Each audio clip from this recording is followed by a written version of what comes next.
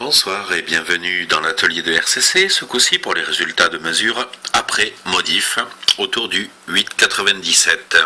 Alors, toujours même config, micro à main d'origine, le micro gain est toujours à 50 et je suis toujours sur 11 mètres. Désolé pour les puristes, je ferai mieux le prochain coup. Alors, le wattmètre, toujours sur le calibre 20 watts, alors souvenez-vous, tout à l'heure on n'arrivait même pas à le bloquer. 1, 2, essai de modulation, 1, 2, lundi, mardi, mercredi, 1, 2, alors là, évidemment, on voit que c'est plus pareil, alors voyons, sur le calibre du milieu, le calibre 200 watts, 1, 2, essai de modulation, lundi, mardi et mercredi, alors 1, 2, pour un maxi de combien ? Pour un maxi de 110 watts. 110 watts de puissance maximum. Alors vous voyez, je n'ai pas le compresseur.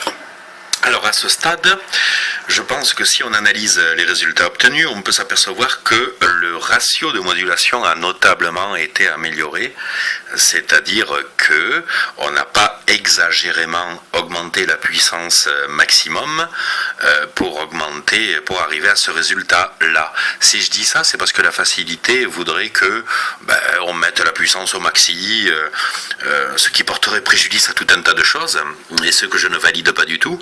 Et à coup sûr, on aurait forcément une puissance modulée relativement bien meilleure que celle d'origine. Je réponds oui, mais à quel prix ? C'est pas comme ça que ça marche. Donc, je voulais vous faire souligner ce relativement bon ratio de modulation, alors que tout à l'heure il était particulièrement mauvais façon bonnet d'âne, et là il est maintenant très bon façon parmi les meilleurs. Donc, les résultats au début étaient de 5-10 watts modulés pour un maxi de 80, et là maintenant nous avons 60-70 watts modulés pour un maxi à 110 watts, ce qui est particulièrement excellent. Alors, à ce stade, qu'est-ce qui s'est passé ? Qu'avons-nous fait ?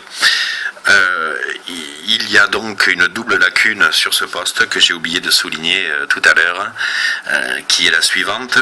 Quand on est en config d'origine, donc ce poste ne module pas des tonnes, et comme il ne module pas des tonnes, on est tenté de pousser le micro-gain et le compresseur, etc., afin d'améliorer justement la puissance modulée.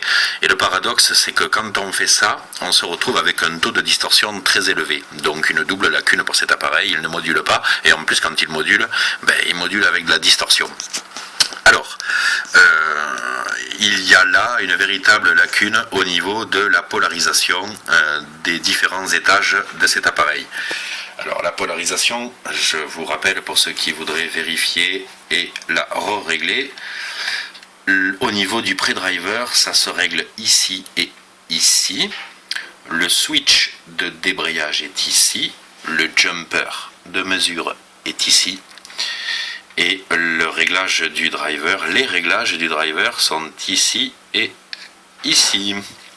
Il est à noter que donc, à chaque fois que j'en réaligne un, je m'aperçois avec malheur qu'au niveau du pré-driver, il n'y a que 5 à 6 milli de courant de repos en général.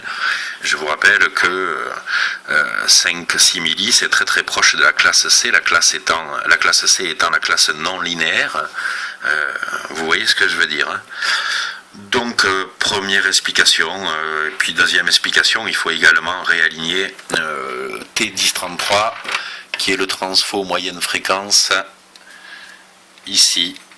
Lui, il est mal aligné d'origine, ce qui porte préjudice aussi à la puissance modulée, et pas trop au maxi, mais surtout à la puissance modulée. T1033. D'ailleurs, le service manuel est en libre accès sur Internet, téléchargeable, et tout cela est bien expliqué dans le service manuel, et vous avez tous les points de mesure accessibles à la page à la page 13. Voilà donc pour le réalignement du courant de repos de ce vénérable appareil.